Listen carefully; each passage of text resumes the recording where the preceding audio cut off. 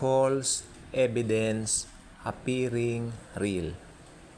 Again, false evidence appearing real. Hindi mga totoong bagay na nagmumukhang totoo. Ito ang takot, ito ang fear. False evidence appearing real. Akalain mo hindi pa nangyayari, kinakabahan ka na, ninenervyos ka na. Ilang beses pong sinabi ng Bible na, do not fear. Well, kung susumahin po lahat, 365 times. It means, on each day na nabubuhay tayo, Jesus is telling us, do not fear, I am with you. Meron na po ba kayong mga kinatakutan na hindi naman po nangyari? I bet marami na po, ano po. Kaya huwag tayong give in sa fear. Kapag ka parang umaatake ang fear o ang takot, sabihin natin, Jesus is always with us. Jesus is always in control. Jesus is always with me. I will never leave you nor forsake you. Ayan ang sabi ng Panginoon bago siya bumalik sa langit.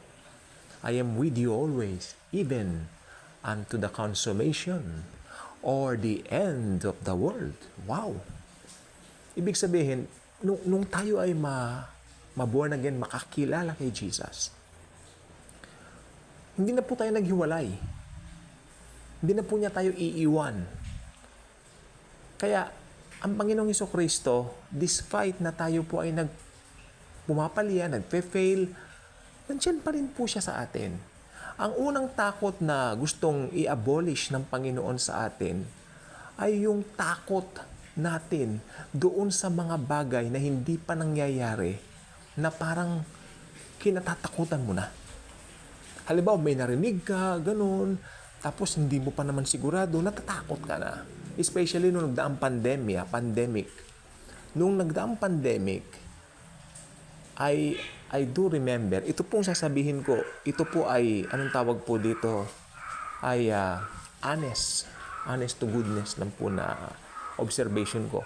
Mas maraming tao ang nagdadasal noon. Mas maraming tao ang prayerful. Dahil alam po nila, merong situation sa mundo, lalo na po nung March 2020. Why? Because March 2020, ito po yung lockdown na lahat. March 15, 2020. Lockdown na lahat. Ni-lockdown na. So, in order for us to go sa merkado, sa market, kailangan natin ng, anong tawag doon? Passes? Parang ID passes, no? Without that, hindi ka, di ba? Hindi ka makakarating sa market para makabili ng, siyempre, kakainin, no? And I remember that talagang bawat mahawakan natin, ngayon hindi na masyado lumalabas ako, minsan wala na akong mask. Tawag dito, lahat ng mahawakan natin during that time, and I thank Jesus for that, tapos na ang COVID, no? Lahat ng mahawakan natin during that time, may sanitizer tayo, no? Nagsasanitize tayo lagi.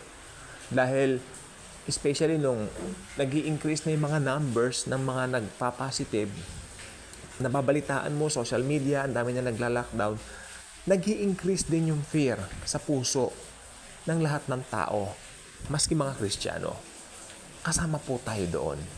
Kaya nga po, when we have Jesus, ano po ang rason para tayo ay matakot?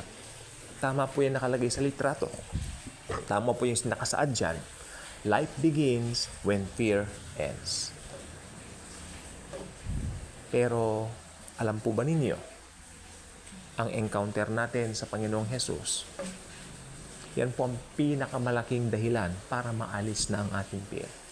Sapagkat, how do we encounter the Lord? Paano natin siya na-encounter? How did we encounter Him, kakusana?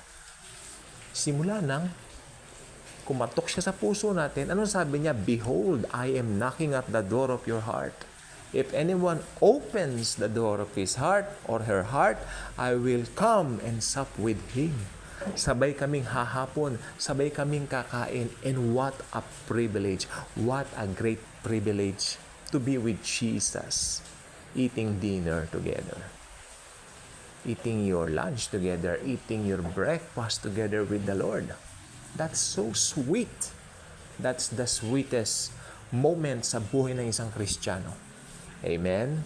So, ang takot, pakana ng Satanas, pakana ng taning, pakana din sa Diablo. We know na tayong mga anak ng Diyos, ang tagumpay po nasa atin na.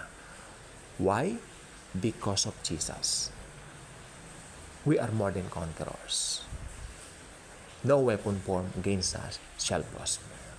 Okay?